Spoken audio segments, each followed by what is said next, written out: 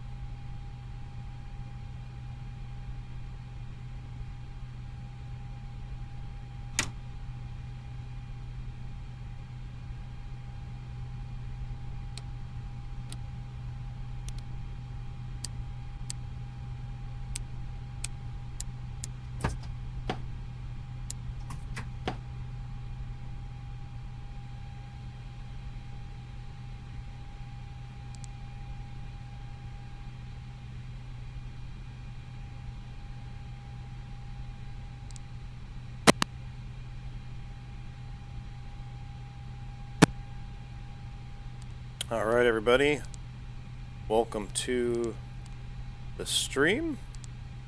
Just setting up the Airbus right now, getting it ready for our CHECKRIDE flight we're going to do today. It's going to be out of Seattle Airport.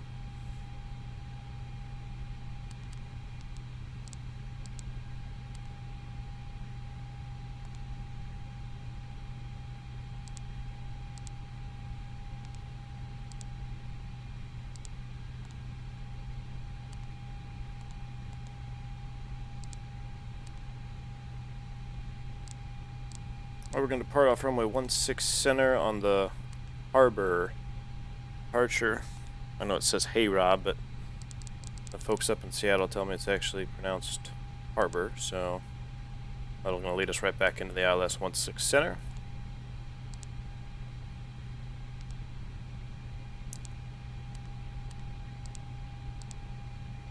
Whoops.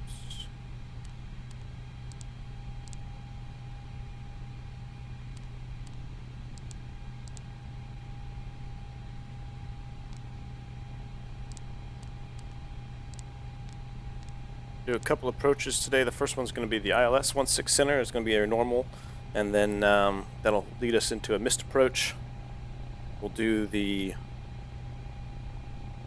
localizer non-precision approach, and then an RNAV approach, and then eventually a Cat 3. And before we get into the approaches, after we depart, we're going to get into some maneuvers validation.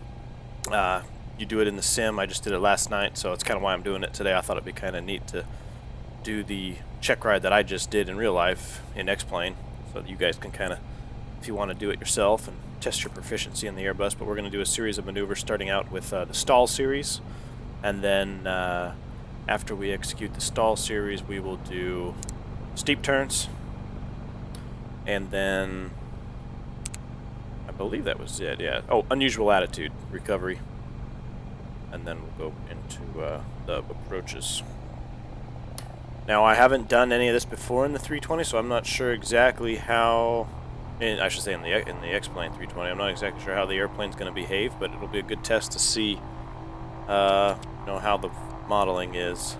Just putting in a random squawk here.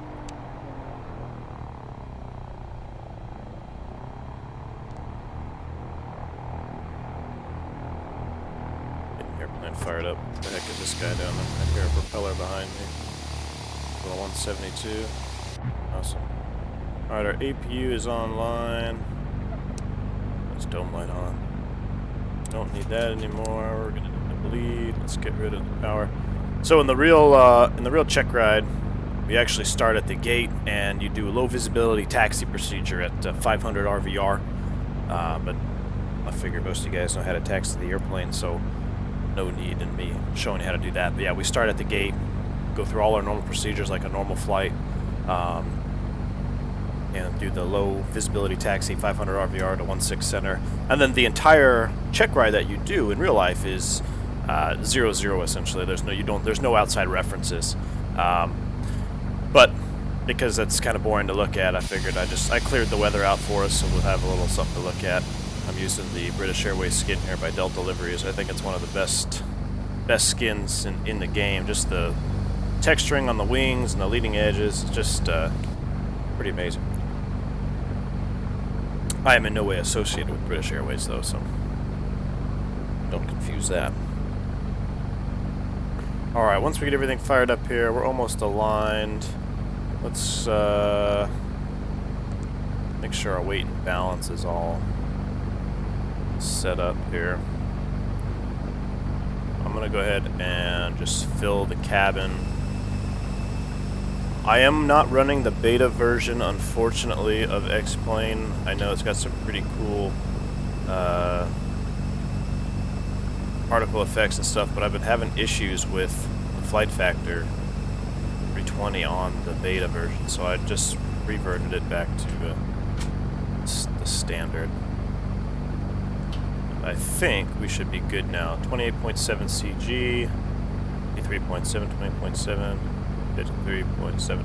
That looks good to me. So that is good. I believe we flexed to 51 in the sim, and I'm doing all this exactly how we did it last night in the simulator, so gosh, that airplane is annoying behind me. I'm gonna apologize. And now, if you guys aren't aware, the V-speeds that Flight Factor gives you in the McDo are not very accurate. They are pretty low compared to the speeds we get. Ours are much more conservative, I believe. If I remember right, it was 147. I think I want to say it was like 155 for V2.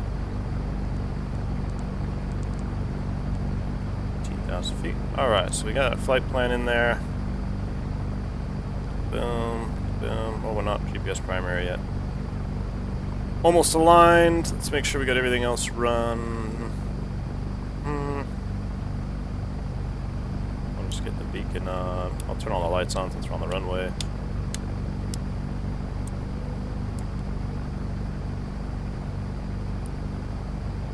Terrain fault, that's just because we're not aligned yet. Some interesting information about the JipWiz panel here.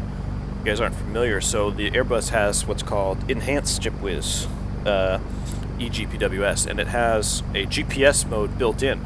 So it has a 3D database on the, and it has the terrain.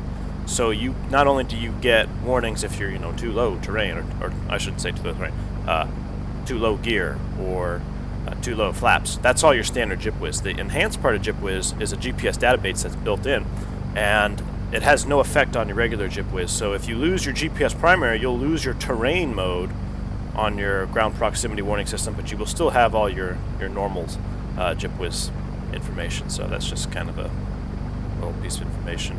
The fault light is normal there until the aircraft knows exactly where we are, because it can't tell you where the terrain is if you don't know, doesn't know where you are.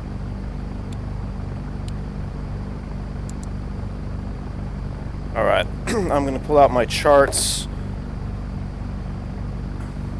on my iPad. I'm sorry you can't see the overlay of my charts. I'm actually using my work iPad. I have all the stuff up that I used last night.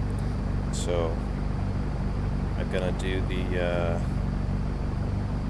let's see, for approaches, yeah, ILS 16 center, localizer 16 center, which would be the same procedure that you would do for VOR, non-precision approach. A lot of guys have been asking me messages and stuff trying to say, hey, can I do some non-precision approaches? We're going to do that today. And then, of course, we'll do the Cat 3. And at the very end, it'll be fun. We'll see how this airplane handles single engine. We got to do a lot of single engine work.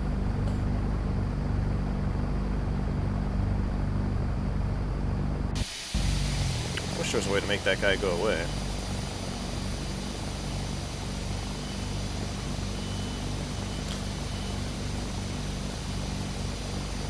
Evil Elias. Which company do I fly for? That's, I'm not going to disclose that information, man. Definitely not out on the internet. But if you live in North America, you probably know the airline. And I'm an active line pilot for on the Airbus family.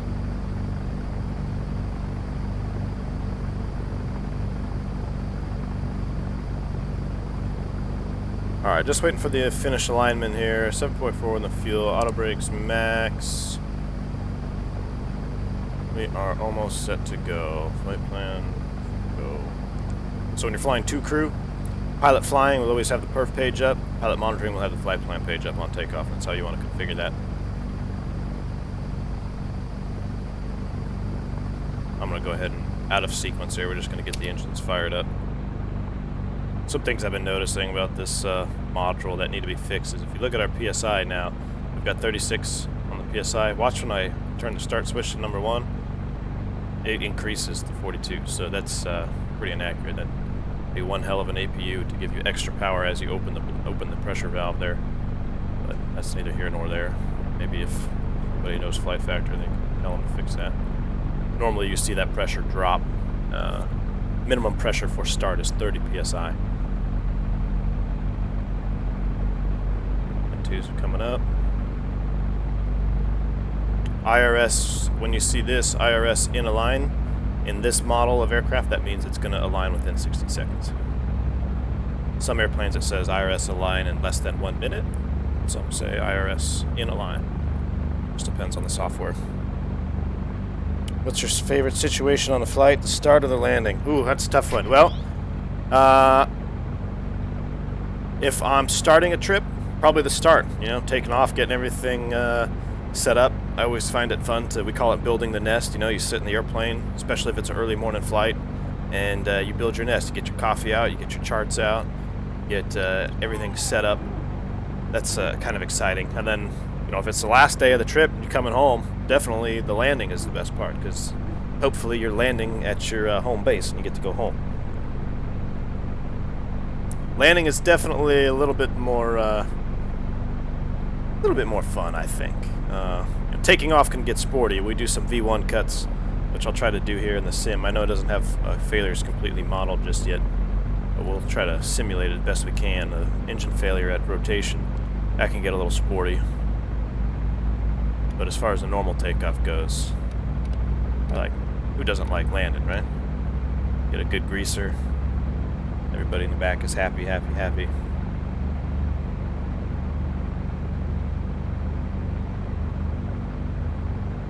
I'm just spooling up number 2 here.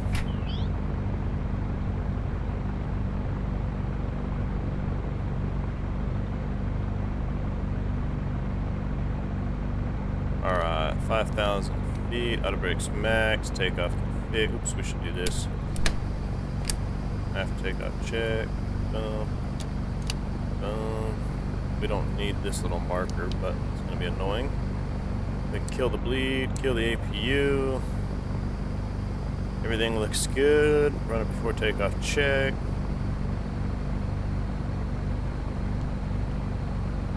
Alright. Takeoff config check. We are good to go. So at this point, we'll commence the check ride. What I'm going to try to do is I'm going to try to keep these up here a little bit. These 2D pop-ups makes it a little bit easier for you guys to see. Let's see if I can make it a little bit bigger. Alright, flight factor 320. You're cleared. Takeoff runway 16 center. Climb via the harbor 6. Alright, clear for takeoff, harbor 6.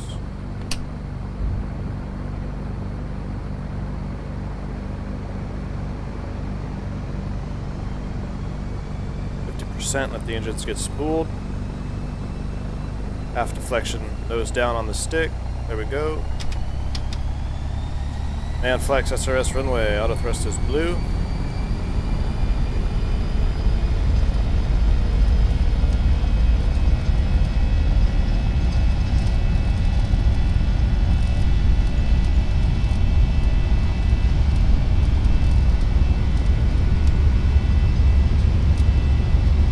Neutralizing the back pressure, 80 knots, thrust set, check that.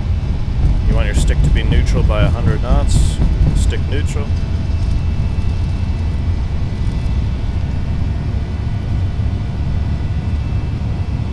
V1. Rotate.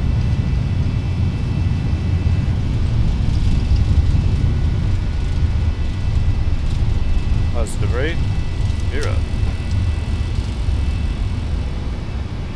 We're navin'.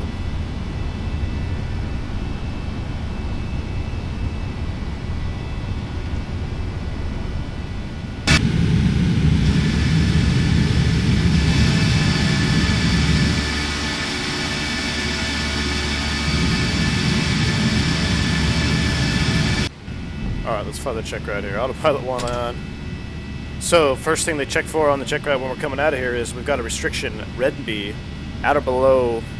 Ooh, it's not on there. Okay, this must be an outdated chart. Actually, I believe it's Otley.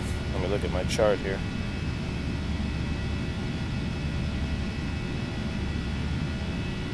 I guess it is accurate. I must be thinking of something else. I'm thinking of the missed approach procedure. Disregard. Alright, acceleration altitude, lever climb. When we bring it into lever climb, oops, there it is. Thrust climb, auto thrust. We can see auto thrust is now active. Basically what they're looking for here on the check ride is to meet that first restriction. That lever climb is a prompt, not a command. So if you need extra thrust, you don't need to put it in climb. Keep it in the takeoff. Flex power.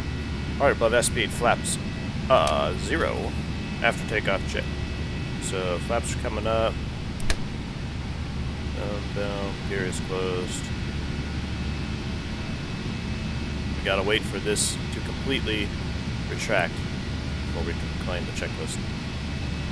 After takeoff checklist complete, get terrain on ND there. Alright, we're above 3,000. We're going to go ahead and vector ourselves out for our maneuvers validation. Flight factor 320, turn right, heading 180. On maintain 5,000. Alright. 180 on the heading, 5,000, speed out star, heading. We always want to announce these FMA changes. Anytime there's a boxed change here in the FMA, when you want to change it. Or I'm sorry, that's when you want to announce it. That means that there is a change.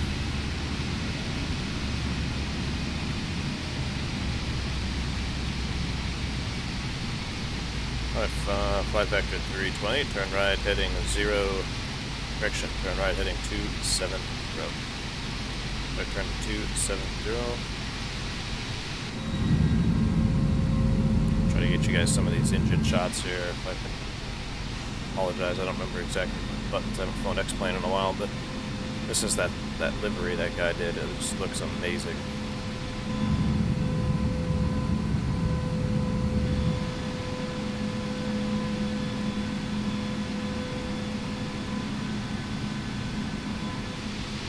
There's the one I want right there.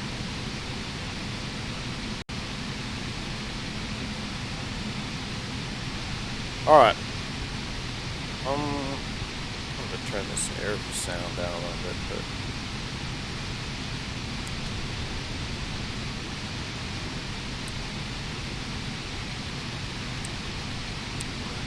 I feel like it's a little bit loud. Oh, it's alright. Alright, so first thing we're gonna do is steep turns. To do steep turns in the Airbus, you can do it multiple ways, obviously, but the easiest way I find is to use what's called the bird. So we come up here to the FCU, we select track FPA. That gives us the call the bird.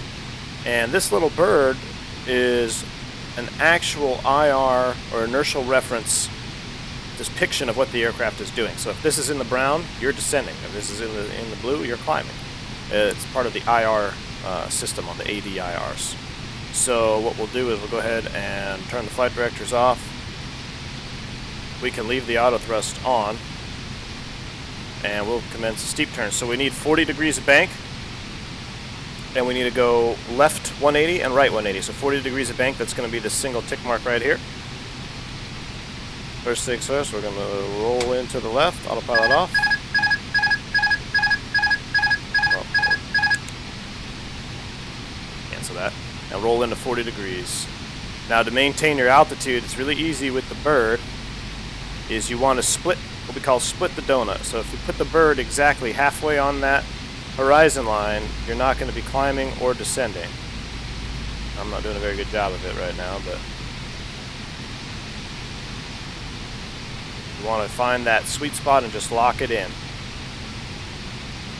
Now, if you're familiar with the fly-by-wire system, the Airbus is going to try to auto-correct you up to 33, I shouldn't say auto-correct you, it's going to return the aircraft to 33 degrees of bank when you exceed 33. So that's why steep turns have to be done at 40 degrees of bank, because they want you to understand how the fly-by-wire system is functioning. So if I let go of the stick here at 40 degrees, a fly-by-wire is going to bring the aircraft back down to 33 degrees. So it's a constant input. Alright, we're approaching 090, and we roll all the way back to the right now. As you come wings level, you can expect to climb. Make sure you get the nose down. Maintain 5,000 and come all the way back around to our start heading of 270. Whoa, watch the altitude there. So that would be a bust right there, say 100 feet high, so that would be a fail. Luckily I didn't do that last night, I'm just doing it in the sim. Yeah, that would definitely be unsatisfactory, so I gotta try to get back down to 5,000 feet.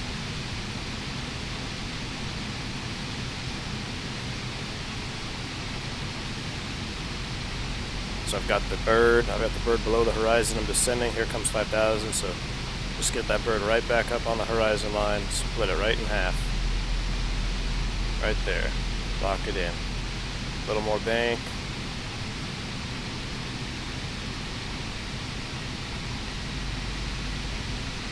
little more bank. I'm not doing quite 40 degrees of bank.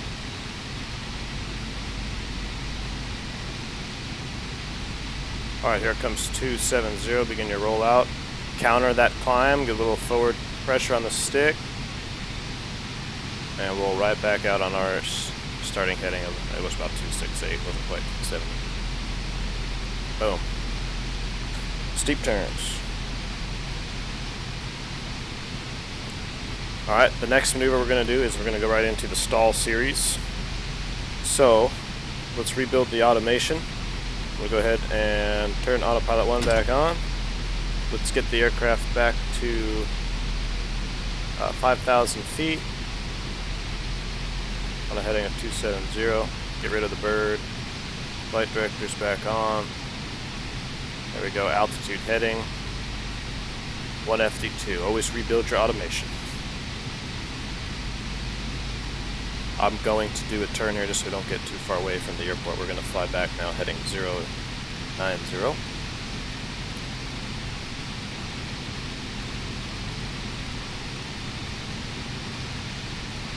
So again, just recapping, that steep turn is 40 degrees of bank, and the reason is if you were to go to 33 degrees of bank, the airplane will hold that last input, that last bank angle.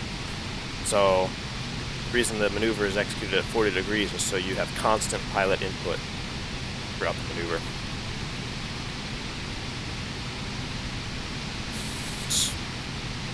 See, email list, you still have time for your private life. The argument that pilots don't have enough time is used often against it. Well, you know what? It really depends, Evil. You know, starting out, you pretty much got to be all in. There's going to be a lot of time away, a lot of studying.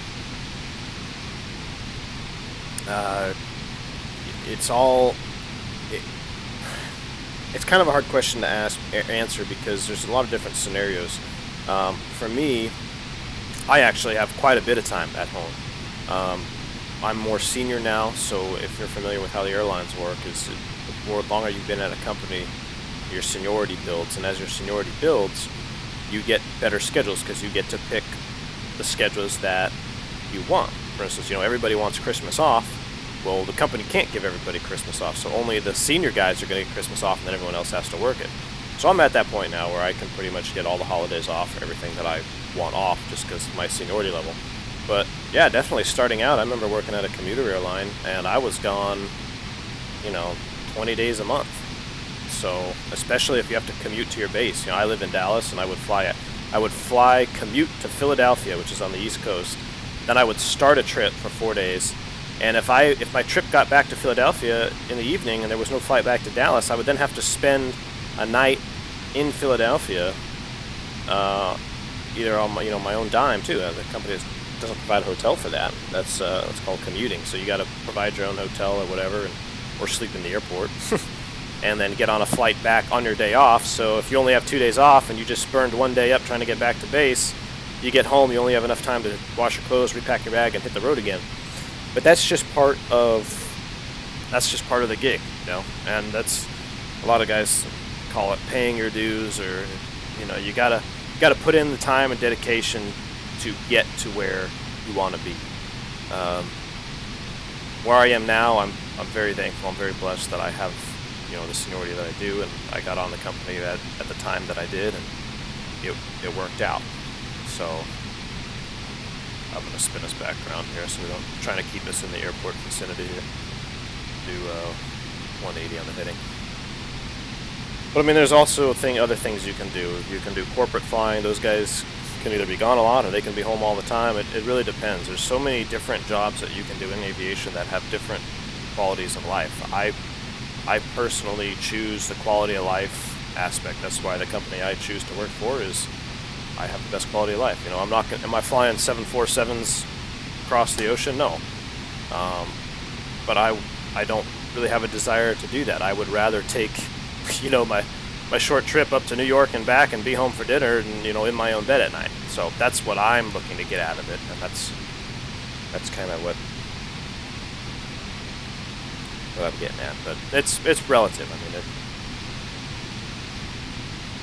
Alright, so we're going to do a stall series. The first one we're going to do is a normal stall, in the clean configuration. So a lot of you guys saying, well, you can't stall your Airbus. Technically, you can, not in normal law, however. But we're going to get into that in a second here. So first thing is a normal law stall. So we're going to keep everything in normal law. And what we're going to do is we're going to just disconnect the auto thrust. We do that by bringing it to idle. Auto thrust disconnect. And now the procedure is to recover at the first sign of a stall. So the first sign of a stall is autopilot disconnect, because when the airspeed reaches the alpha prop, which I'll show you here on the airspeed tape, the autopilot will disconnect. As an Airbus pilot, you are taught that the alpha prop autopilot disconnect is the first sign of a stall. So here comes our speed tape. This single yellow line right here, I'm going to make this a little bit bigger, is called VLS. That's your tiger tail. That's the lowest selectable speed for the auto thrust.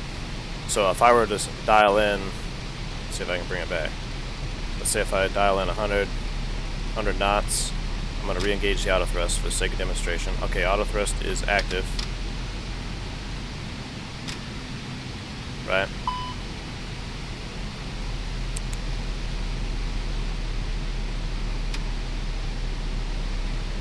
So the auto thrust is active.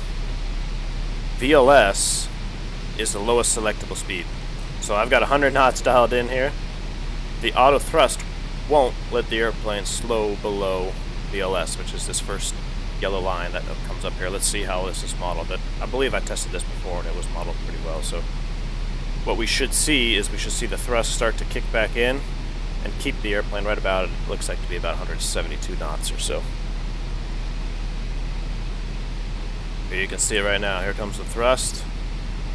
Our trend arrow is going back up, so that's working correctly as intended. So even though I have 100 knots selected, with the auto thrust on, it won't let you go below VLS. So how do we continue to slow down? Let's disconnect the auto thrust. Bring it to idle. When the thrust levers are in idle, the auto thrust is disconnected. Autopilot is still engaged though. We should get an autopilot disconnect in V alpha prop, which is this tiger tail here. So the aircraft's going to slow. We're entering V alpha prop and we'll have an autopilot disconnected. V alpha prop minus a few knots, I forget what it is. Might be a few degrees of angle of attack, but neither here nor there. As long as you know V alpha prop, autopilot disconnect.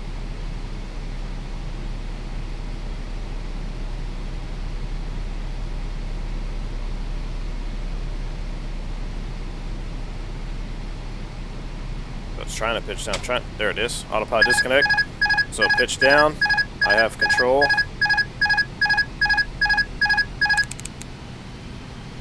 And then you recover very easy in the Airbus.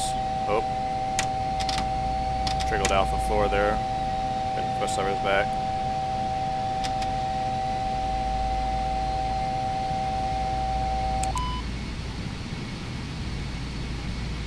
And we're coming right back up to 5,000 feet.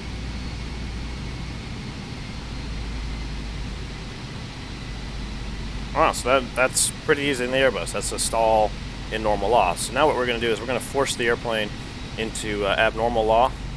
So I'm going to go ahead and turn off ADR 1 and 3. You can see now, and what I'm going to do, we're going to do PFD switching here. So now I get PFD information. So now we're in, we're going to ignore the ECAM, cancel the caution, ignore the ECAM. We're in abnormal law. So what we do in abnormal law is we are going to practice this as a departure stall. So bringing the thrust back a little bit here, we're going to just maintain 210 knots, looks good, and 5,000 feet. And let's set it up. We'll have the speed carry just like we do just like we do in the real sim. I'm actually going to do, we're going to slow to 180. I'm going to slow to 180. So I'm flying the aircraft, autopilot's off, we're in abnormal law. So in abnormal law, we have protections. We still have some protections in pitch. So what's going to happen is the aircraft should auto pitch down as I get close to a stall. And let's see here, we're below flap speed, flaps 1.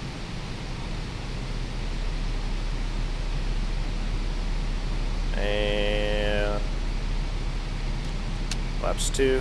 So what we're going to do is we're going to enter about 1,000 foot per minute climb, and we're going to pitch up, and we're just going to let the aircraft stall. We're going to recover at the first sign of a stall. So in abnormal law, the first sign of a stall is going to be the stability protection that's going to come in. It's going to push the nose of the aircraft forward.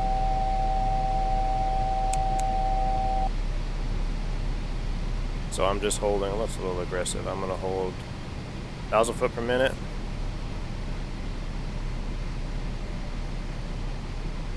I'm going to try as much as I can. So I'm almost at full back stick now.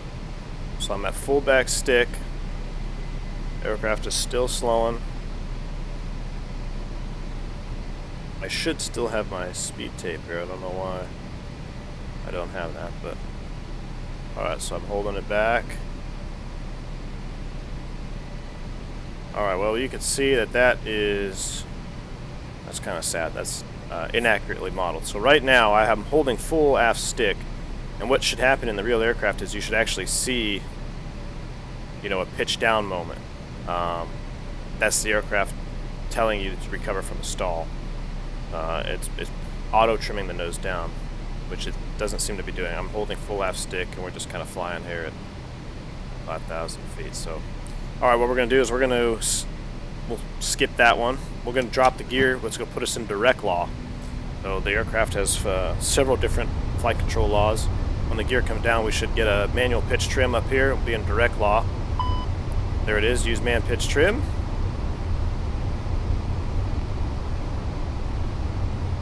So now we're going to continue this approach to landing stall. We'll go flaps 3. Now this is where we should actually get a stall warning when we stall the aircraft. There should be no protection. So I'm going to level the aircraft out. We'll maintain about 4,500 feet. And we're going to let the speed bleed off. That's interesting. I'm getting a wheel rollout sound. It's definitely not accurate. So yeah, this is definitely not correctly modeled here. I should be getting a synthetic stall. The aircraft is clearly stalled. I'm holding it in a stall right now. You can see that, but that's not correct. So we'll go ahead and recover. Go around flaps to 3. Positive rate. We'll get the gear up, and we'll cover. So that's kind of sad. That's not correctly modeled. So we'll just say that it was. Let's get the aircraft back into normal law. Get the ADRs back on. So there's Alpha Flora. So you can see that they got the normal law worked out pretty good, but not quite. I don't know, this thing loves to trigger Alpha Flora. That's not very accurate. It's a little sensitive, I think. Alright, we'll rebuild the automation. Press climb, we'll climb back up to 5,000 feet. So, sorry about the stall series there. It's not quite as accurate as I'd like to see modeled, especially for a $100 add-on. Just about. But I know, it's work in progress. I don't know. Alright, let's get turned back around towards the airport. We'll set up for our approaches.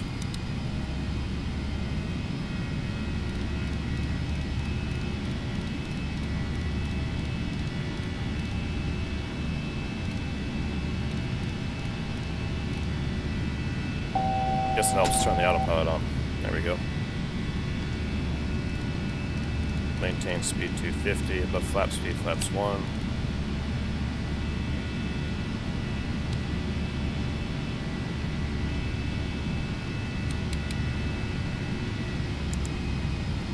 Star, flap 0, takeoff check. Where are we? What we need to do is set up now. Gonna cycle the box.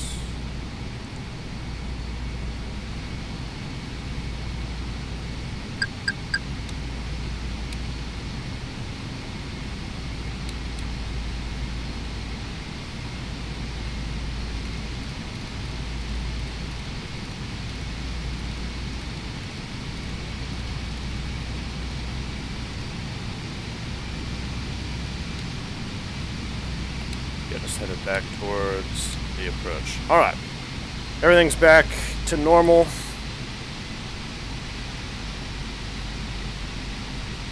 Do I have any tips to become a pilot? Well, man, follow your heart, dude. If you really want to become a pilot, put in the time, put in the work, and one thing I can say is you will get everything out of aviation that you put in. So if you put in the time and the hard work, you're going to get rewarded. If you don't, it's just not going to be the same. You know, it's funny how it works that way, but it really is true. And everything that you put into this career, it has its ups and its downs. It's always changing, but it will always give back to you. Just got to stick with it. There's definitely been times where I'm like, man, what the hell am I doing? I remember flying freight for a long time, sleeping in the back of an airplane, cold as hell all the time. Miserable environment, but some of the best flying skills that I had at the time. I mean, you're a single pilot, you're always flying at night, you're always in the worst weather, and you don't really understand the big picture till after you graduate from that. And flying Airbuses now, as you look back on the experiences that I had, and I'm thankful for them. You apply those throughout the rest of your career. It makes you a better pilot, I believe. Alright, so we're going to get set up now for the ILS to runway 16 center. Let's go ahead and get the weather set up properly then for that as well. Let's customize the weather. Let's add a cloud layer at the deck. Let's drop the visibility down to 1/8 of a mile. Let's see what that looks like.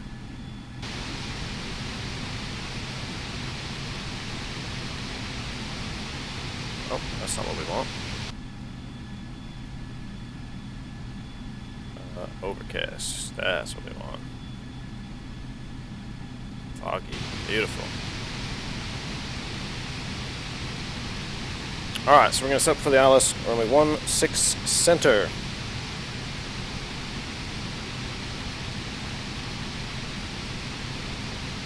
No, we're going to go ahead and reduce speed to 210 knots so we don't start blowing past the approach. Fix. First thing we got to do here is make sure the approach is loaded. We got a 16 center. I've got Seattle hard tune. There's 16 center. GPS is primary, nav accuracy high. Let's set up our environmentals. The altimeter is 29er. Decimal 902. Temperature is 14. Winds calm.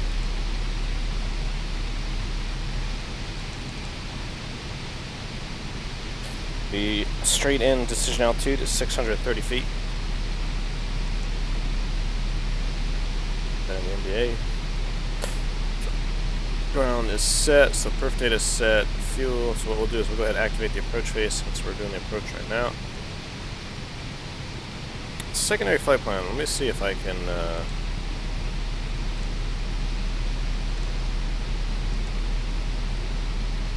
this in real quick. So there is what we load up in the real sim is the single engine go around procedure. So the single engine go around procedure is the Seattle 161 radial, route out to 50 miles. Boom, B01. Perfect. So if we have to go around single engine, we can full heading, activate secondary, fly the single engine mist. Alright, brief the approach. I got chart 21-2. Localizer frequency, we get our LS push buttons on. Auto brake slow. 164 is the final approach course. 163, it should be 164. Soto's at 1900 feet. Verify the final approach altitude right there. Soto 1900. DA for us is 630 feet. That's in the glass, matches the plate. Sector altitude, highest out to the east, 6,400 feet. If we have to go missed approach on the missed approach procedure, it's at or below 2,000 feet initially. Then a right turn on heading 160 to intercept the Seattle 161 out to Tebney and hold. That's in the box. Landing on runway 16 center. Long drive runway. 9,400 feet available for landing, left-hand turn off. Airbus A320, tail strike 11.7 degrees. Pitch, unemployment attitude. We're going to go flaps full, auto brakes low, reverse as required. Any questions? No questions. Okay, we get set up. Flight factor 320 to set and maintain 3,000. And the 3,000, flight factor 320. So now we're set up for the approach checklist. Briefing's complete, ECAM status checked, seatbelt sign is on, altimeters 29902 set, and minimum 630 set. Approach check is complete. So now we are just flying an ILS approach, pretty standard.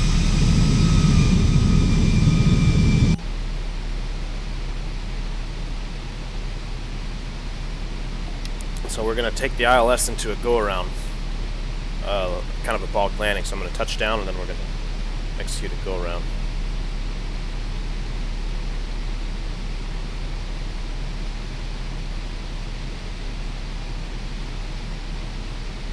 Factor 320 is set to maintain. Set this 2,000. 2,000. Factor 320. Lollygagging here in the descent rate. I'm going to get the speed brakes out.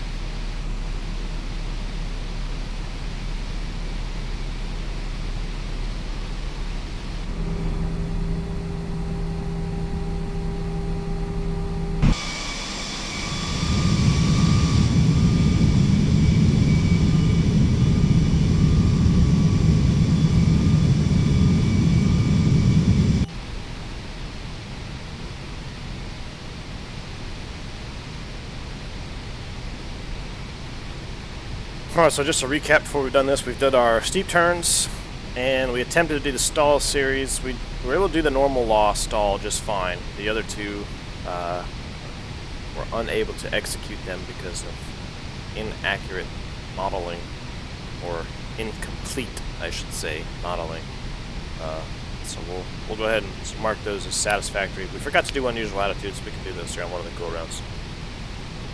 But right now, let's go ahead and get this ILS on the ground. Left factor 320, turn right, 020. Turn 020, left factor 20. It's 19, I believe.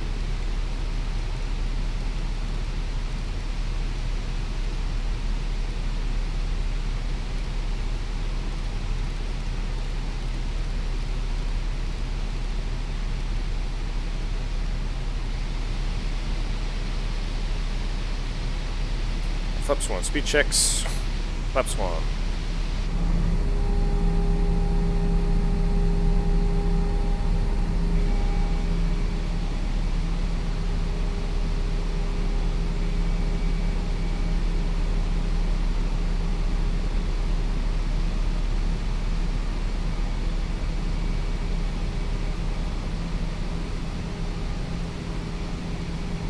Love those textures along the wing there.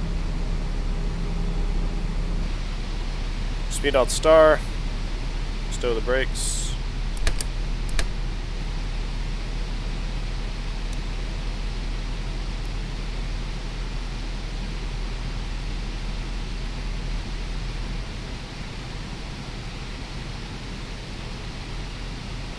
Soto's our final approach fix, 1900.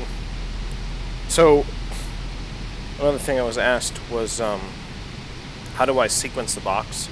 So you can see we have anvil right here at the top right. That's the next fix out on the arrival. Since we're at 2,000 feet, we can pretty much assume that he's going to vector us in here between Soto and anvil. So how to sequence that is we bring up our McDo here, and we want to go to the direct key. It's a direct functions, DIR, and we select Soto. And we don't want to direct. We don't want to go direct there. We want the radial in, which is 342, which is the reciprocal.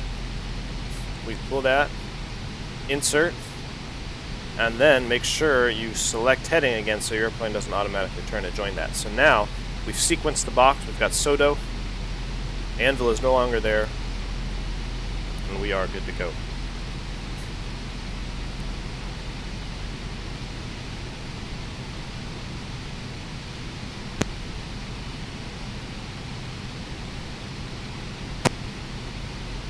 Hey, Curve Bear Claw. I fly the Airbus family right now. I'm an airline pilot in North America, so I just did this check ride last night. That's why I figured I would do it on the stream, just something for you guys to look at. I had to do my recurrent check ride every year. We got to go in, get requalified, make sure we're doing everything right.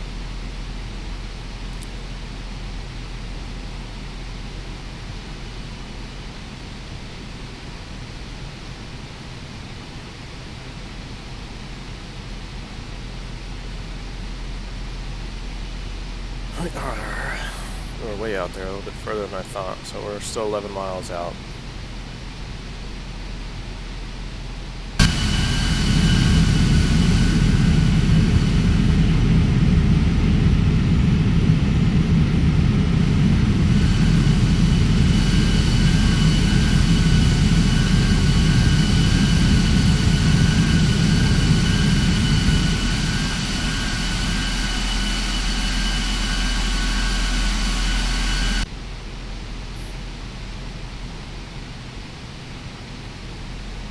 Actually, that light would be off right there.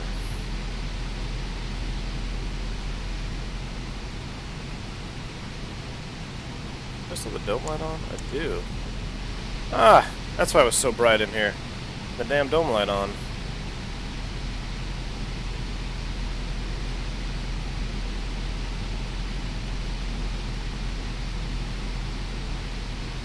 Left factor 320, turn right, heading 040. Right turn 040.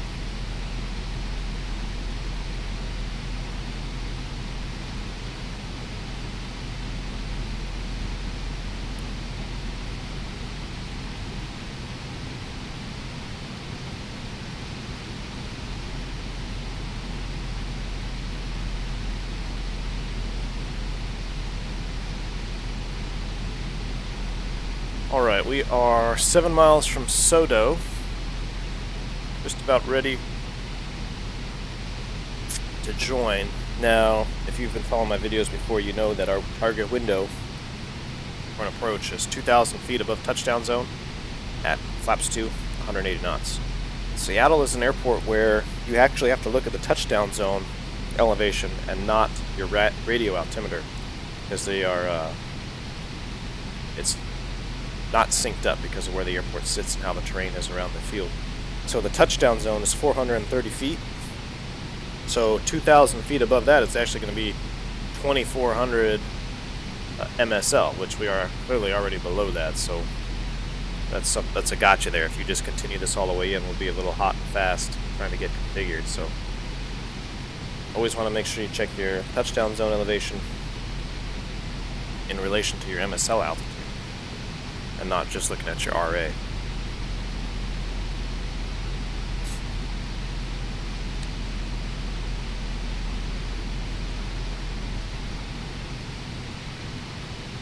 Flight factor 320, you're 4 miles from Sodo. Turn right, heading 070. Maintain 2000, tow established, cleared ILS 16 center approach. 070, tow established, cleared ILS 16 center. Alright, so this is what we call an intercept at 90. And 070 on the heading. We need to start slowing down right now. This typically wouldn't happen in the real world unless you're flying in South America or somewhere where you get a little sporty. So he cleared us to join the Sodo. My vector isn't that great. I'm going to cheat a little bit. But we know Sodo is already below 2,000 feet MSL, so we got to get the aircraft slowed up and configured, because as we turn on to the localizer, we're going to be right there.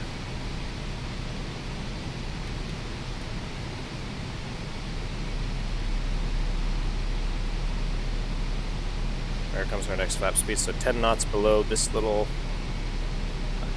equal sign, if you will, little yellow one. That's when we can go to flaps 2. DFE next is what it's called. We got flaps 2.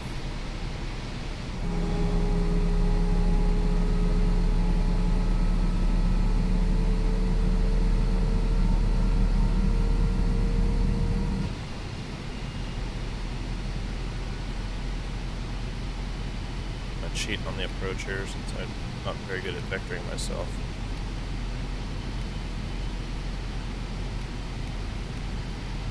Alright, glide slope blue, loc blue, Cat 3 dual, autopilot 1 and 2. There's the loc star, that means the localizer has been captured. Let's go ahead and push for manage speed. We're going to start reducing to our final approach. Drop the gear. On the speed brakes.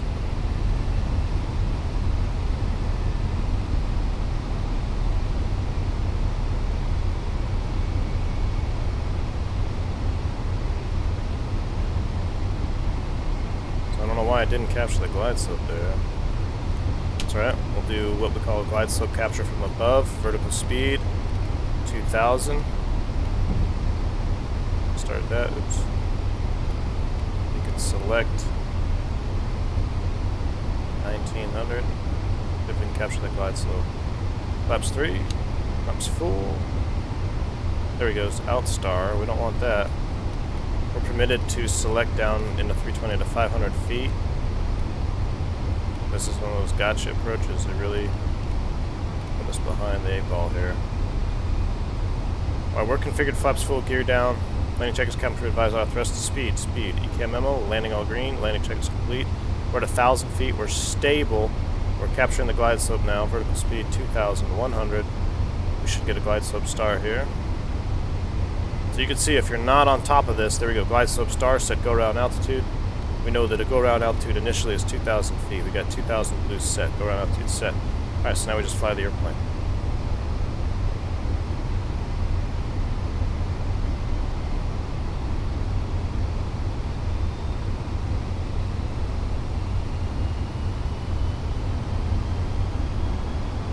Glide slope capture.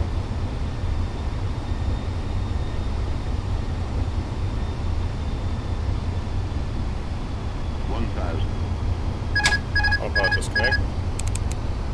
Gotta see a hand phone. So what we're gonna do is we're gonna do essentially a touch and go. We'll call it a balked landing. A go around. So we're actually gonna have the mains touch the runway and then execute the go around.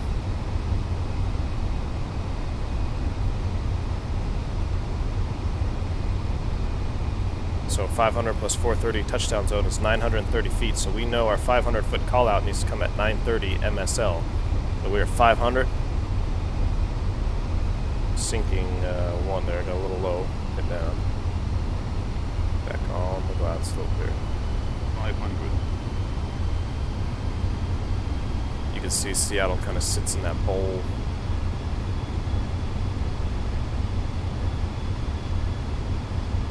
Runway in sight on landing.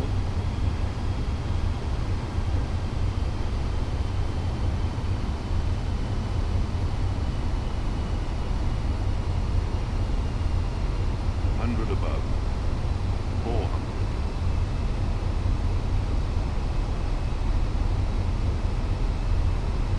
300. Minimum.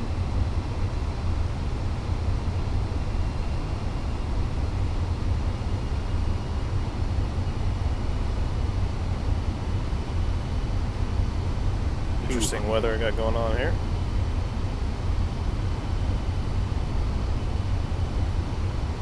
100. 50, 40, 30, 20, retard. Retard 5. Go around. Roger. Go around flaps. So flaps come to 3. Positive rate. Gear up.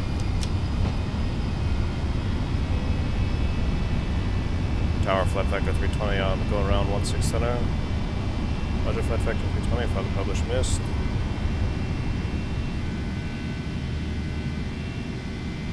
SRS nav, autopilot 1. Above flap speed, flaps 1. Speed checks, flaps coming to 1.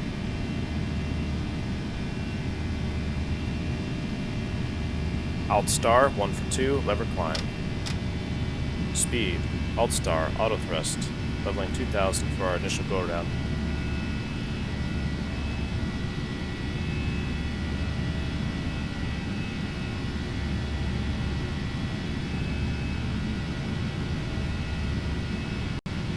Flap 0, after takeoff check. Speed checks, flap 0, after takeoff checklist.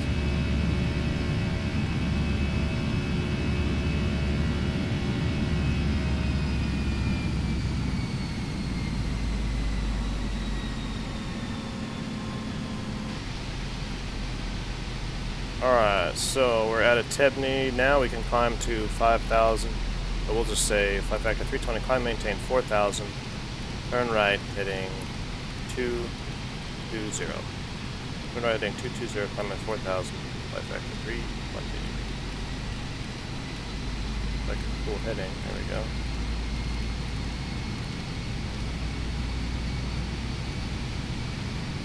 And maintain speed 210. Alright, so now we're going to get set up in the check ride. Say, alright, we're going to same approach. Now we need to do the localizer. So what we need to do is sequence the box. First thing we're going to do, we've got the LS1600 in there already. Rad nav, we got Seattle tuned. GPS primary still never actually high. Perf data, we need to reactivate the approach phase. Everything's going to be the same except the MDA is going to change now. Since it's a localizer only, we have an MDA, not a DA. So MDA is 760. We have to add 50 feet to that for our company procedure. So our MDA now is going to be 810. Fig full. Also, for a localizer, off an ILS, glide slope unavailable. If tower says, hey, you know, come out, you're cleared for the localizer 1600, glide slope unavailable.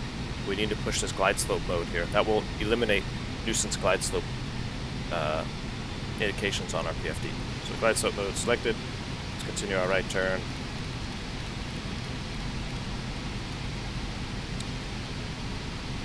Spun around here. Let's speed up to 250. And we'll sequence the box. So if you remember how we sequence the box, we're going to go to our flight plan, direct function.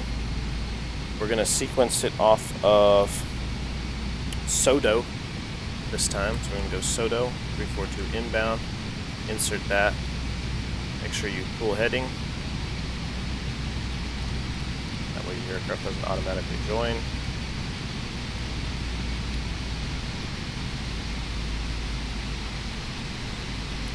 Alright, so now we're set up for the localizer non-precision. Now there's multiple ways to do a non-precision approach. There's always multiple ways to do everything in the Airbus especially. But I'm going to do it the way we train it. The way we fly it. So we actually use what's called a constant descent rate. A 3-degree glide path. We calculate a 3-degree glide path down so we don't have to level off. A lot of guys will dive and drive. We don't want to do that. So dive and drive means, okay, SODO is at 1900. At 1900, I'm just going to dial in 1900 here on the window, descend down to that, and then once I cross SODO, I start down. There's nothing wrong with doing that, but that's not how we're supposed to do that. Technically, the PTS says that you can do that, as long as you cross SODO at 1900. But what we do is we calculate a 3-degree glide path. So we are at 4,000 feet. Actually, we're going to descend. Say descend and maintain 2,500. Alright, descend and maintain 2,500. We need to slow down. Do speed 210. Brakes out. We have to calculate our descent. So what we're going to do is SODO's at 1900. Our current altitude is 2,500. The difference between that is 600 feet. Multiply that by 3, 6, 12, 18. Put a decimal in there, 1.8. Let's round it up to 2.0. So we know 2 miles from SODO, if we start down at a 3-degree glide path, we should cross SODO right at 1900 feet. So again, that's a 3-to-1 rule. We're at 2,500. Our fix that we need to cross is at 1900. The difference is 600 feet. We multiply that by 3, 6, 12, 18, 1.8. Give yourself a little buffer, call it 2 miles. Boom, 2 miles from SODO. So what I like to do here, as I come down here in the prog page, I put SODO. Boom, right here. So now I've got distance to SODO, my waypoint. And I know at 2 miles from SODO, I got to start down. What we do is we go to the bird, which we did in the steep turns earlier, and it's called, I shouldn't say bird, the actual term is track FPA, which means it's track mode instead of heading, and it's flight path angle instead of vertical speed. So when you look here, you see heading, vertical speed. That's the mode that we're in. That's what everybody flies in. But every now and then we use track FPA, which is flight path angle. We know 3-degree flight path angle, 2 miles from Soto, we're going to be good to go. Below flaps speed, flaps 1. Keep going on the wrong view.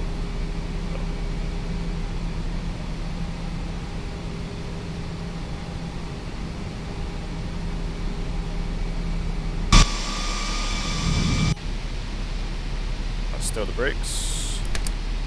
Alright, any questions on the approach we previously briefed? Hopefully the guy you're flying with says no. We've changed the minimums. We've got our glide slope mode inhibited. We're going to be track FPA.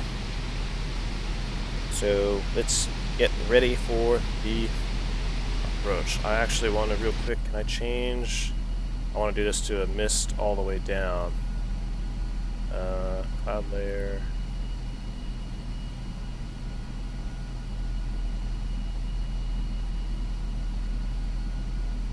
Runway visual range. Let's reduce it to. Let's bring it down to Cat 1 a bit.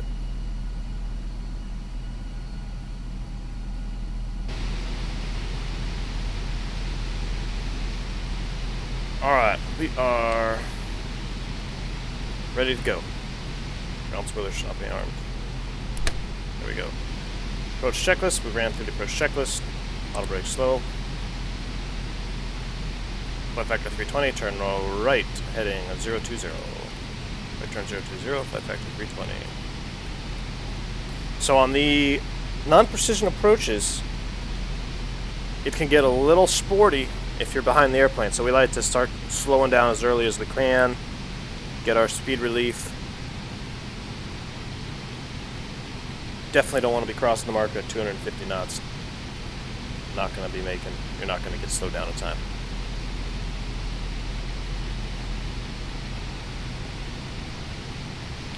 I'm going to reduce speed to 180 knots.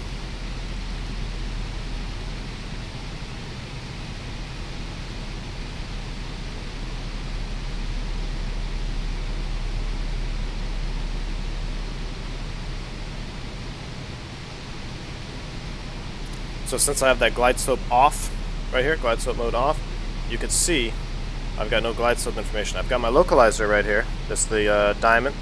No diamond right here. This pink vertical deviation indicator, that's not necessarily accurate depending on what you're following. So we try to not really follow that. We try to do our procedures and then we use that as kind of a backup. Alright, VFE next, flaps 2, speed checks.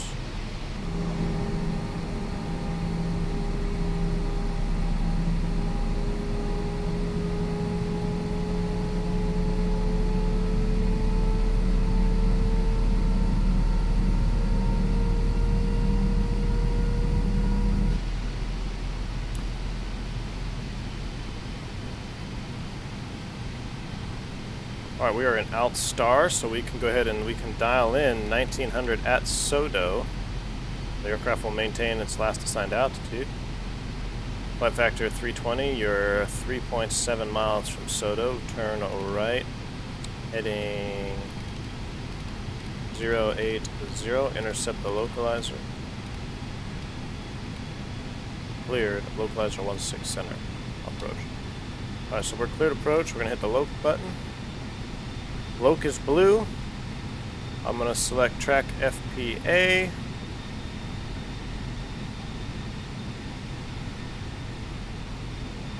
Our little Soto, we're at 3.6.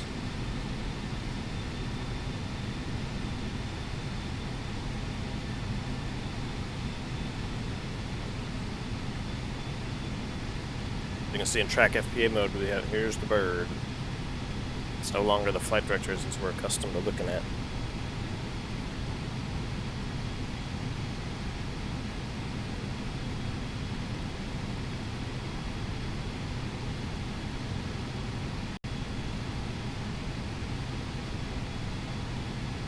Loc Star.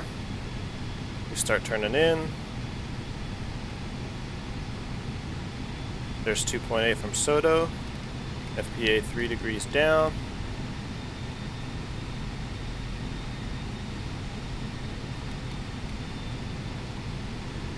And we're starting down.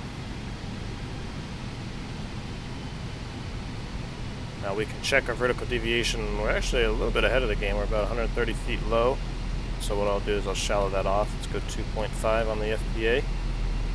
This should not be here. This diamond, I've got glide slope mode off, so that's something that's incorrect as well. That should not be there.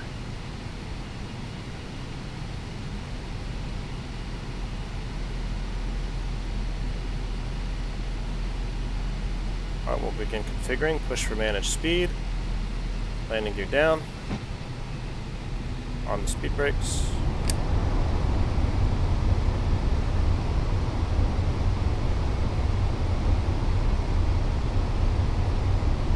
Now we're going to we don't want altitude to capture, so we go ahead and just spin this up out of the way. Spin our altitude out of the way so we don't capture there and mess up our approach. Back down to 3 degrees. Now, because we're going to get a little ballooning with the flaps, I go 4 degrees, flaps 3.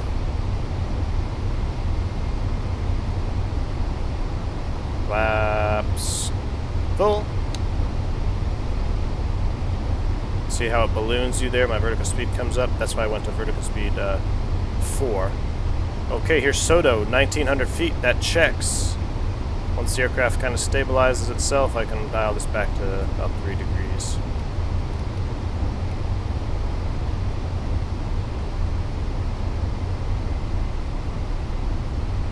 Landing check is cabin crew advised, auto thrust, speed.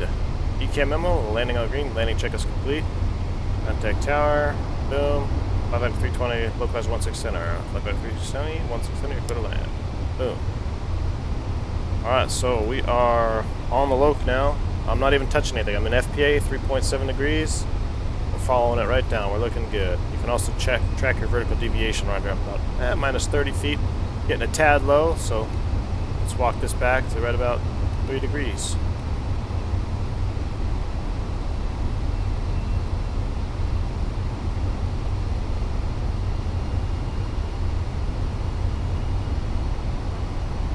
About 60 feet low. It's alright. Looks like we're pretty stable there. Maybe shallow it out just a tad. 2.7 or so. 1,000. We were stable at 1,000.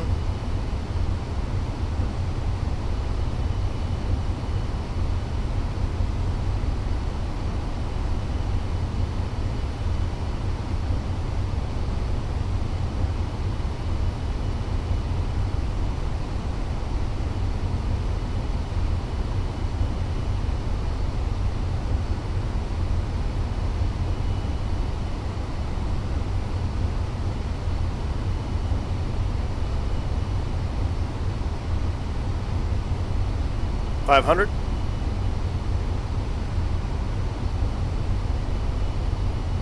Above. 500. Here comes minimums.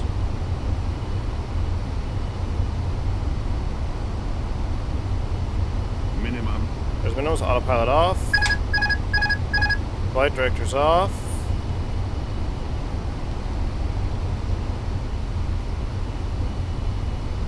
And we're hand flying. Gotta have flight directors off, autopilot off on an non-precision approach.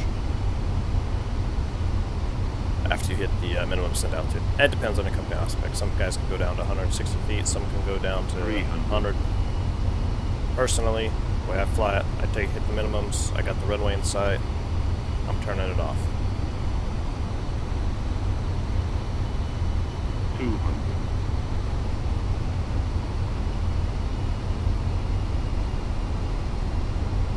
100. 50, 40, 30, 20, retard.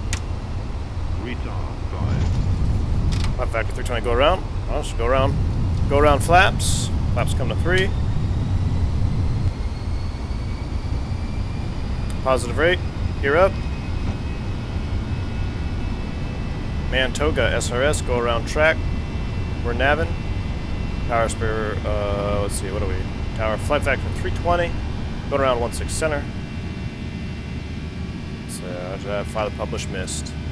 Oh, you know what? That's a gotcha. The published missed initial altitude is 2,000 feet on the level off. Make sure the aircraft levels 2,000. 1 for 2. Autopilot 1. Speed out star. Above flap speed, we go straight to 1. Flaps 1.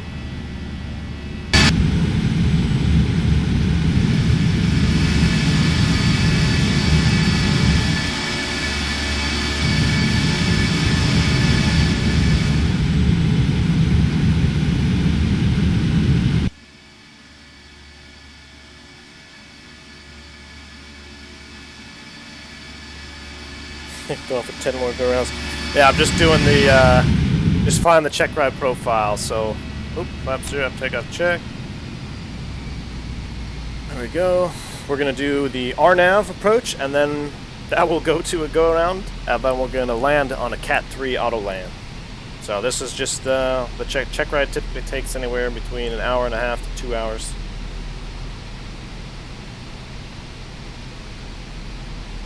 Trying to keep it quick. Alright, there's Tebney. We can climb up now to 5,000. Let's just say I know we're going to come back at 4, so we'll just fly it we'll fly it real. Alright, 5,000 feet. Publish missed. Thrust climb, open climb. And tower flight factor 320 off the mist. Need to approach back in and say okay. We're going to flip the airport around, get set up for the RNAV to runway 34 center. Roger that, we'll get set up for the RNAV. Report entering the hold at Millet.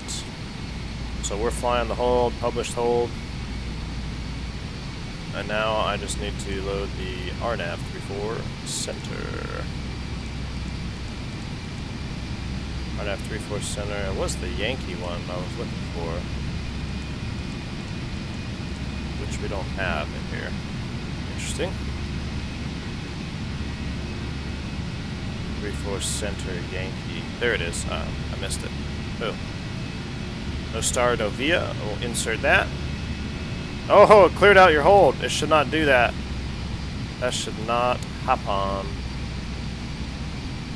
That's a no-no. Full heading. Damn you, flight factor. That actually might have been my fault. I think I was supposed to enter the hold. And then enter that. Oh well. We'll get set up for it quick.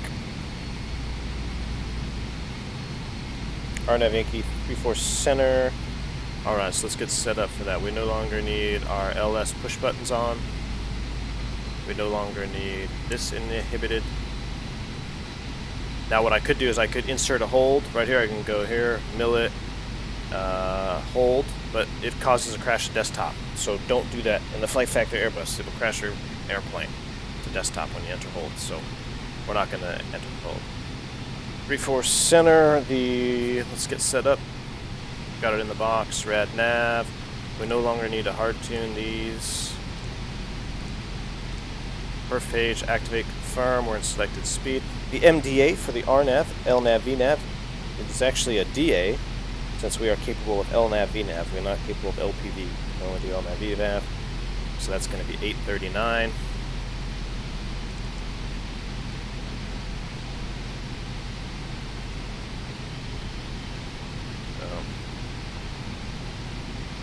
Config full. It's good. Secondary, we still have our single engine discs. Good. Alright, so now let's go ahead and activate 210. Flight factor 320 to send and maintain 4,000. Send 4,000. Dash title, open descent. We've got a vertical deviation and we've got the brick. We're above the final lap altitude, so that's why the brick is below us. We're going to send down to 4,000. It's kind of hard to see right here, but it's there. You can see 4,000. We've got two fixes on top of each other. What I'll do is we'll sequence the box. We're going to start at odd bow, so direct function, odd bow, radial in, 164. Insert that, make sure you pull for heading. That way you keep flying straight. Now we got a nice straight line. We're going to vector ourselves, flight factor 320, turn right, heading 110. Vector 110. Below flap speed, VFE next, speed checks, flaps 1.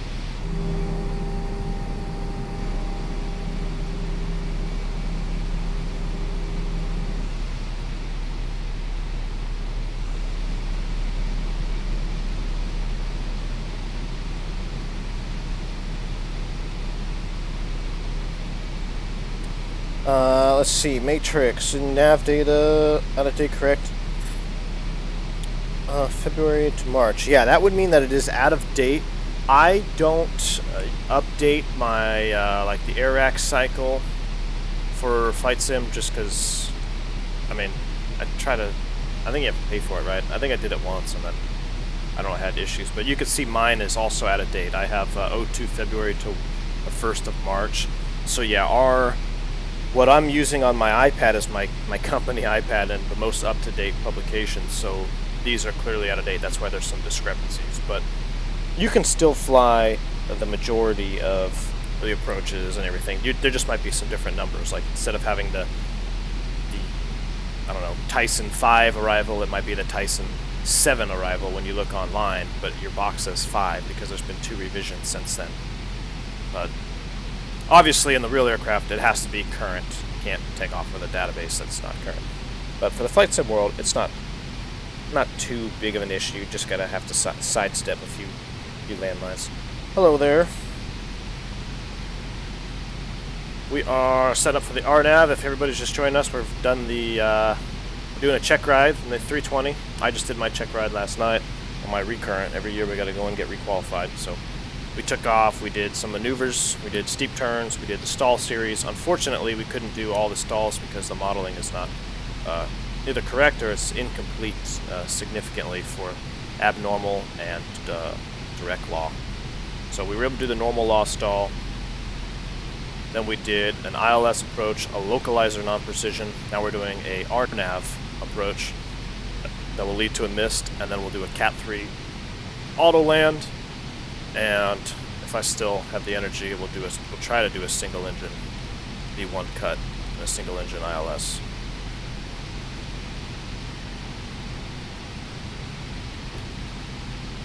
All right, flight factor 320. You're 6 miles from Oddbow. Right turn direct, Oddbow cleared, RNAV 3-4 center Yankee approach. Alright, we're cleared approach, RNAV, arm the approach. In RNAV, we're looking for AppNav, final in blue. When we intercept the final approach fix, depending on the software, now I've seen some approaches, and it's the same in the airplane too. Sometimes it will go to final app further out on the approach. Sometimes you have to wait till you get to the final approach fix. So for this instance, I'm on the RNAV 3-4 center Yankee. Tiffy's is the final approach fix, so it wouldn't be uncommon to see the aircraft not say final app to Tiffy's. However, I believe in the real aircraft it will say final app once we capture Oddbow. So we'll see here. We'll fly along. We'll see if this captures it correctly.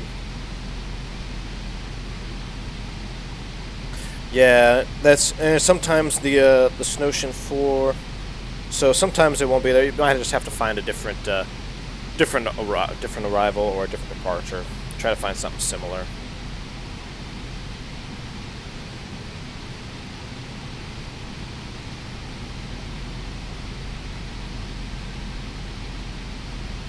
All right, we are turning into Oddbow. You can see now that we're at 4,000 feet, our vertical deviation brick is level with the aircraft altitude. So we are looking good. Got the approach on approach checklist. I don't know why I keep forgetting to disarm that. That's typically the pilot monitoring job, so that's why I keep forgetting to disarm that. Pilot flying, pilot monitoring, and ATC at the same time here, so bear with me. Approach check, brief is complete, ECAM status checked, auto brakes are low, seatbelts on, minimums 839 set, altimeter is 29927, approach check complete. 4 from Oddbow. We are cleared approach, so I moved that down. It should be right there. So again in the Airbus, cleared approach, move it to taxi, cleared to land, move it to the takeoff position. We're clear approach right now. Do I have the blended winglets? No, I was not aware that you could get blended winglets for the flight factor. Is that just like a mod? I did try the IAE mod, which is what I fly. I do like that. A good guide for X-Plane? Man, I think YouTube's probably your best friend. There's a lot of guys on there that really talk about the configurations. I came from FSX as well. There's a lot of good YouTube videos on how to set up controllers and what different settings are I would say YouTube is probably your best friend for getting familiar with X-Plane, other than just playing around with it. One thing that I didn't know is you can't quit back to the main menu. It's either you quit X-Plane or you start a new flight. You can't go back to the main menu like FSX. That threw me off for a little bit. The IAE mod, so it's a different engine variant. I believe on the Flight Factor forums there is a mod that you can, there's a thread that has a mod file that you can download and you change. So like we're running the CFM 56, the aircraft that I fly are Pratt & Whitney's. I believe Pratt & Whitney? No, that's the Neos. The IAE. I'm having a brain fart right now. But yeah, it's a different engine. It's the one that doesn't have, so you can see on these engines here, normally the ones that we have are a little bit wider, and they don't have the flower pedal reversers, as I like to call these. They're actually the full doors that slide back.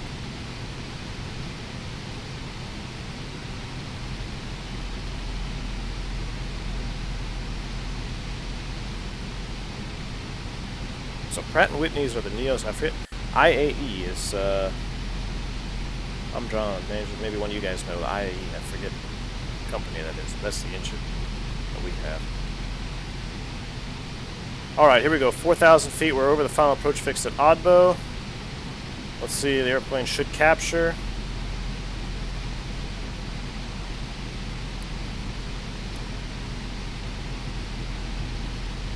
Final lap, there it is. So it did capture it correctly. That's nice to see. So we have final lap. Boom. We can go ahead and set our go-around altitude. Our go-around altitude for this approach is 5,000, so we can spin that right up to 5,000 feet. And now we're just going to configure on speed and on time. Our touchdown zone for this direction is 387. We'll call it 390 feet. So at 2390 MSL is when we want to push for managed speed to start to slow down. Actually, we're a little bit fast. We're still at 210. Let's go ahead and get back to 180.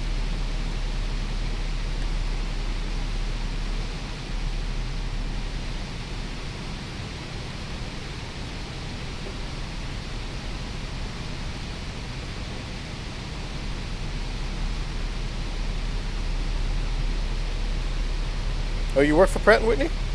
Nice.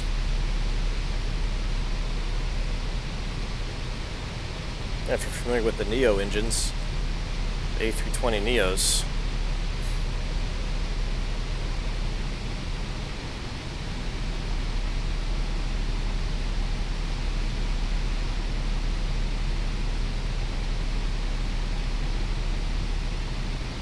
I believe that they're Pratt & Whitney's, the Neo engines.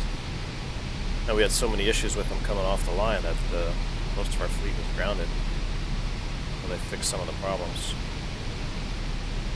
Alright, we're having a hard time to slow down, so the biggest speed brake on the Airbus, the best speed brake, is your landing gear. Go ahead, drop that gear. Just get slowed up. We don't want to be fast.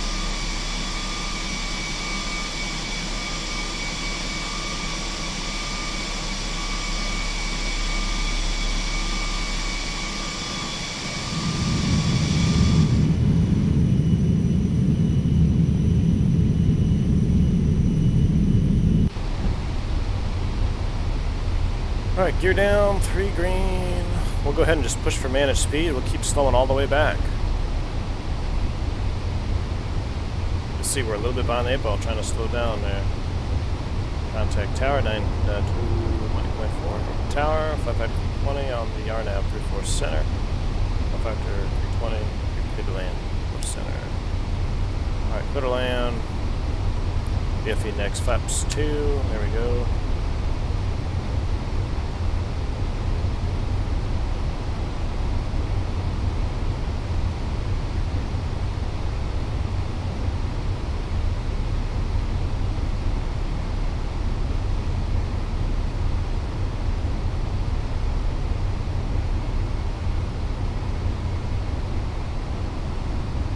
Flaps 3. Ooh, man, we're going to be close. We're a little fast.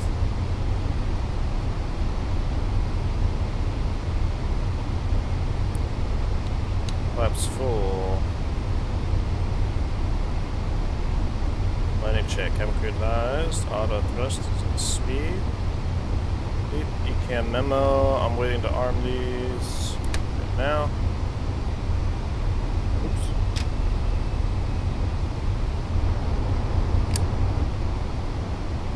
ECAM memo. Landing all green. Landing check is complete. 1,000 feet stable. His touchdown zone is 380, so we know we're good there. I shouldn't say stable, I should say 1,000 feet. Bug plus 10. Correcting.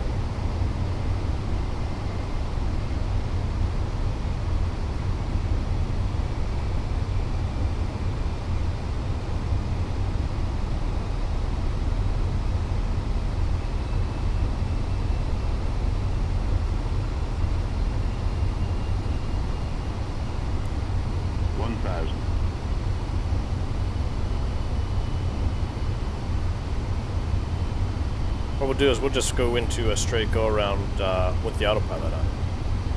Actually, that's a good thing to practice. To say we'll call this a high altitude go around. So let's say, hey, Flight Factor 320, there's somebody on the runway. We need you to go around.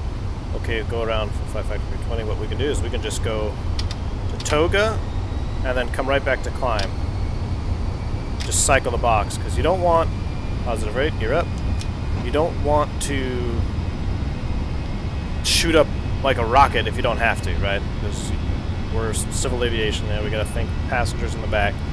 It's a little bit more comfortable to do a nice gentle go around than shooting up at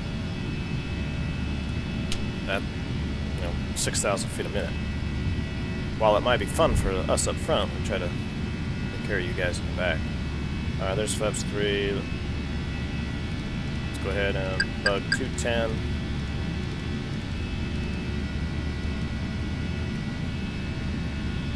There's F speed on the go around. We go straight to 1. So at flaps 3, move it all the way to 1.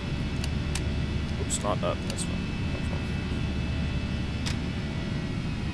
Thrust climb auto thrust. I keep knocking this thing out of the climb. That's fine. Alright, so now the last approach we're going to do is the Cat 3 auto land. So what I want to do though is I want to get this weather actually all the way to the bottom. We're going to go drop this down to there. So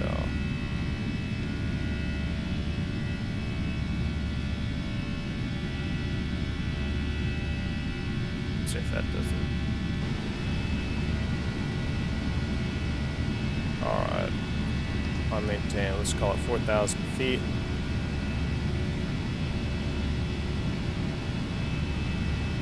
Make it 3,000. Turn to left, heading 300.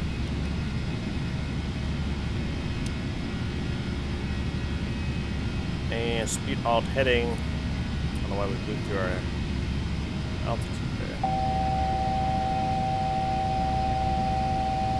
Open descent, flaps 0.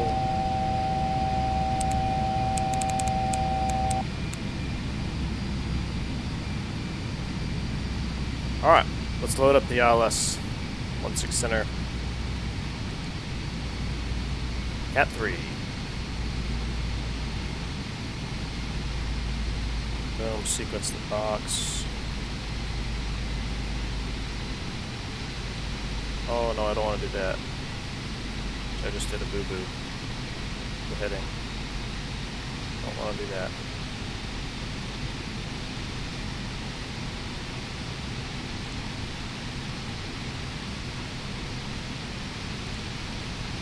Now I gotta load up another one here. Just 16 center, insert.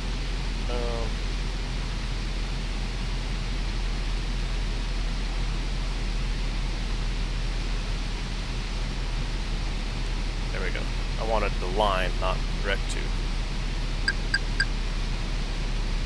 Okay, we are set up there, speed 210. We're coming back down to 3,000 feet.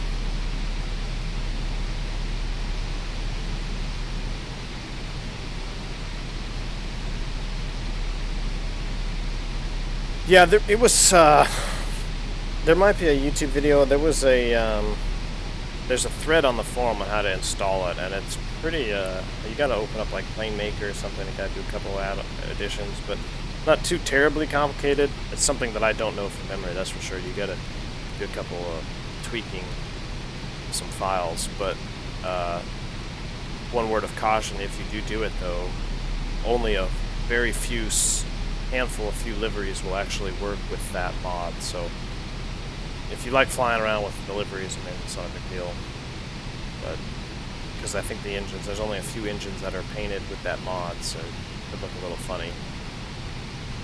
Alright, 1.6 center, Cat 3. I don't know if any of you have seen my Cat 3 video before. I do have a YouTube channel. It's the same as my channel here, AC Delta 57. You can check it out. Got some tutorials on it. But what we're going to do, we got 1.6 center there. Rad nav, we're going to hard tune Seattle. Progress page, we're going to go ahead and do KSEA. 1.6 center. And now, perf page is where it gets a little different. We're going to activate confirm. For the decision altitude, we're going to put no DH. Oops. Oh, just no. There we go. That means that there is no decision height. This is a Cat 3 auto land, fail operational. No messing around time. Environmentals are set. Config full. Our glide slope is not inhibited, so that's good. Flight factor 320, turn right, heading 350. So brief the approach briefly, since it's a Cat 3 changes, it's an ODH. We're looking for ISCZI with our LS push buttons on. There it is, ISCZI 111.7, 164 final approach course. No DH. Callouts are a little bit different. At 750 feet, we're looking for landing inhibit. 350, we're looking for land green. At 100 feet, decision has to be made between the captain and first officer landing. Then, as a captain, I'm looking for flare mode. If I don't see flare mode, it's time to go around and expect to hit that runway pretty hard. Because even if you go around at that low, you're less than 100 feet, the aircraft is still going to come down and impact the pavement. It's not pretty. But you can't land unless you get that flare mode. Alright, below 230. Flaps 1. Flight factor 320. Turn right, heading 050. Cat 3 operations in effect. RVR 300, 300, 300. So we've got absolute minimum. This is an approach where you definitely want to be ahead of the game at all times. So I would say, hey, approach, can we get relief at 210? Can we go 180 knots? Roger, that's approved. Reduce speed to 180 knots. Flight factor 320, you're 8 miles from Soto. Turn right, heading 100. Intercept the localizer, ILS 160. Right turn 100, intercept the local 160 from flight factor 1A. So I'm hitting the loc button because I'm intercepting the localizer. I'm not clear to approach yet.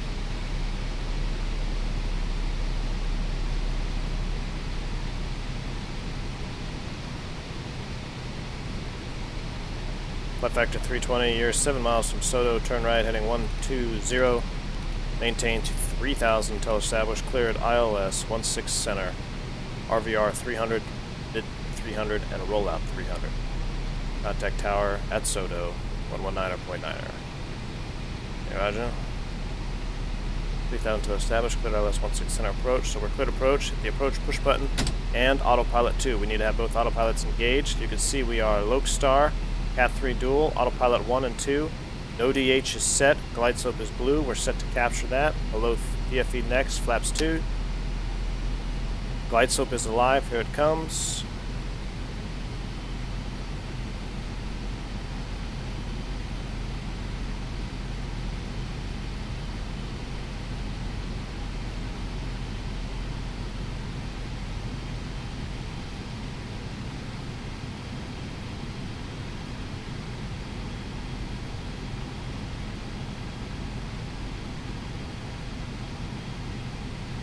Glide slope star. So that means we've captured the glide slope. Our go around altitude is 2,000 feet initially. It's a pretty low one, so we got 2,000 feet set. Touchdown zone for 16 center is 430 feet. 2,000 feet above that is 2430. Let's call it 2,500 feet MSL is when I will push for managed speed and begin slowing and configuring the aircraft.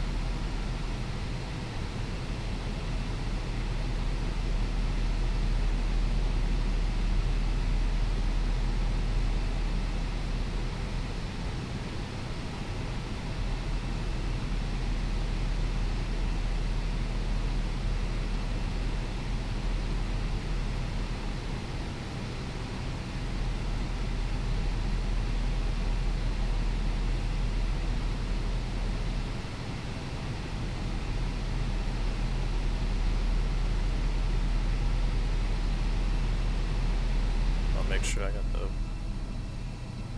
RVR down as low as I can. Alright.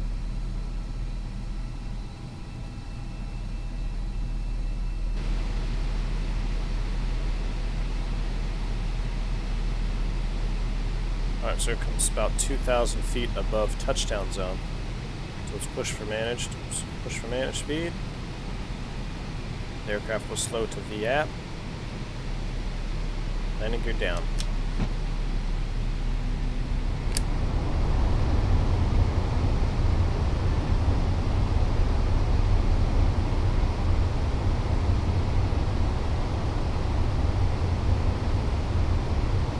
Flaps 3.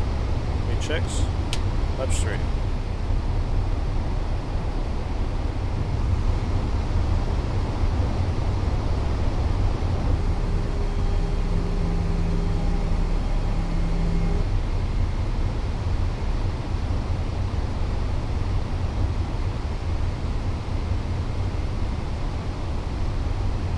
See that one. Try to hide the runway so nobody can see it. Alright, if next flaps full, landing checklist. Soto 1900 checks. Cabin crew advised autothrust speed. ECAM memo, landing on green, landing check is complete. Now we are strictly auto land. You know, I've been looking how to do shared flight deck. And I'd love to do it with some of my buddies. I actually don't know anything about it. I want to try to get it set up, though. I'll probably look at some of that today.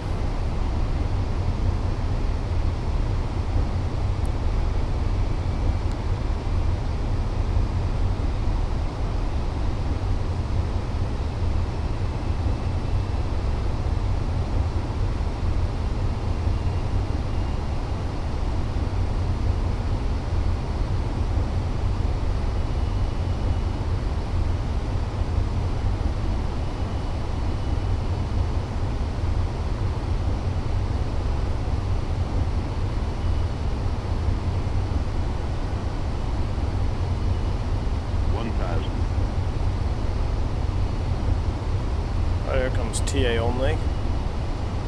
It's for our TCAS. Will not provide resolutionary advisories. We should get a landing inhibit here on the ECAM at about 750.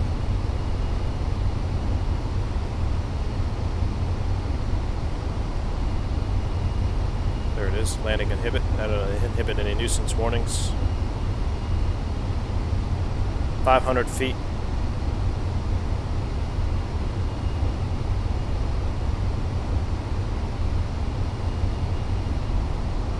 Next item is 500. We're looking for land green here at 350 feet. This is when you start to clinch that butthole a little bit in the real world. You start getting down 300, 200 feet. You don't see anything. Getting a little bit tense. 400. Land green, 350 feet. 300. Everything is looking good.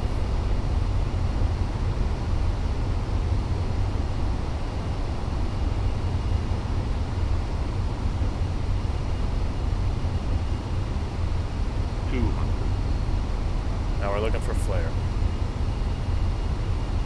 100. 100. Landing. 50, 40, 30, 20, 10. Retard. Retard. 5. Spoilers. Reverse green. Decel.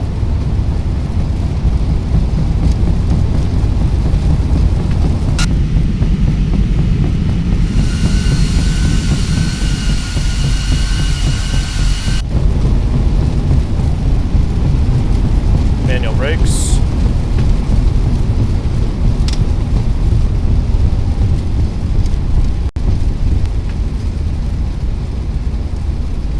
Disconnect the autopilot.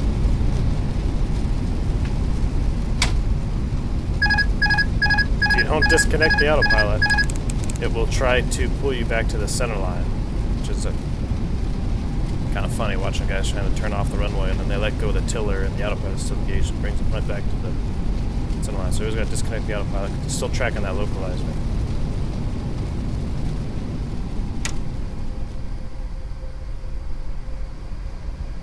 Alright, we'll clear the runway. So we are in, this is the low-vis taxi. I'm not going to go too far into detail on it. Talked about it briefly at the start of the video. Basically, we've got special charts. We call them the SMIGS charts, surface movement guidance. Low visibility taxi charts. There's only certain directions you can go, only certain taxiways you can use. These green lights here, those are your low visibility taxiways. You can see that they're lit up. So we'll say, hey, you're cleared across 1/6 left on, which we're on here today. Where we are. Would imagine we're gonna pop out on Papa here somewhere. This is actually probably the most stressful part of low visibility ops is taxiing. You can see nothing. Like you can see how you see these buildings here kind of, in the real aircraft you can't. So it can be very tense when you're moving around multi-million-dollar pieces of equipment you can't see. So once you're clear of all runways,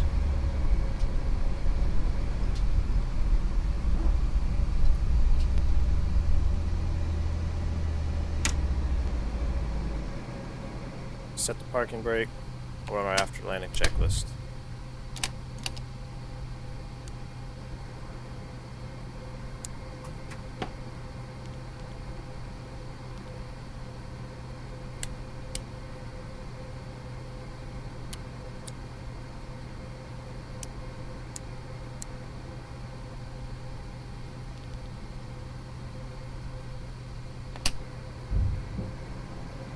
Line check complete. Say our gate was right over here to the right.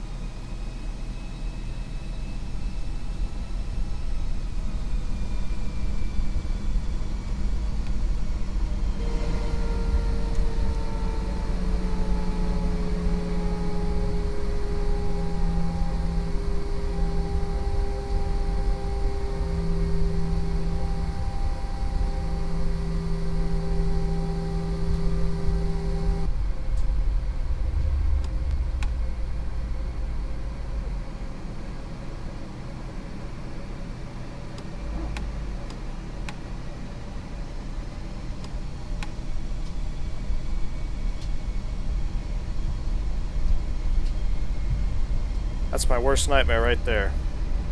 Baggage cart coming out of the dark. Coming head on with you. That's the dangerous part, most dangerous part in the airport. Joke about it. It's right there when you cross that service road.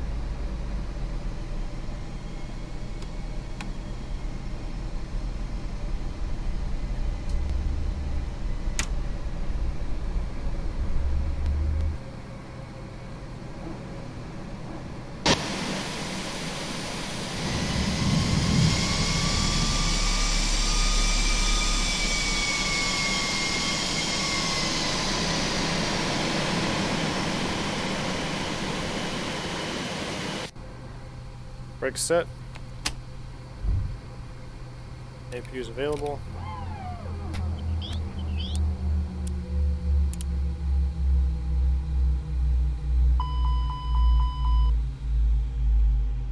And we'll shut her down.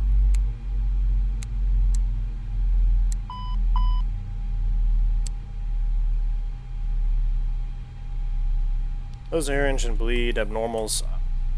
I think I've seen it once or twice, maybe when it's like 100 degrees outside, but it happens every time when you shut down the flight factor Airbus. It's not accurate. It's not how it is literally.